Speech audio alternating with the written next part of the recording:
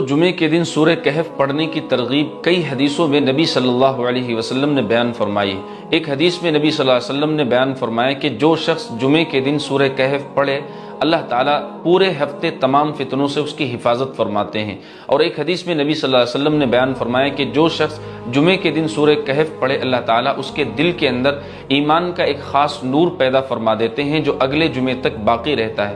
اور ایک حدیث میں نبی صلی اللہ علیہ وسلم نے ارشاد فرمایا کہ جو شخص جمعے کے دن سورہ کہف پڑھے، اللہ تعالیٰ دجال کے فتنے سے اس کی حفاظت فرماتے ہیں۔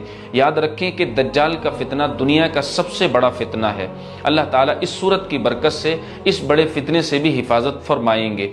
ان حدیثوں سے پتہ یہ چلتا ہے کہ اللہ تعالیٰ نے اس سورت کے اندر بہت خاص تاثیر رکھی ہے جو آپ کو فتنوں سے، فساد سے، مصیبتوں اور پریشانیوں سے بچاتی ہے۔ تو مرد حضرات بھی، خواتین حضرات بھی جمعے کے دن وقت نکال کر اس سورت کو ضرور پڑھا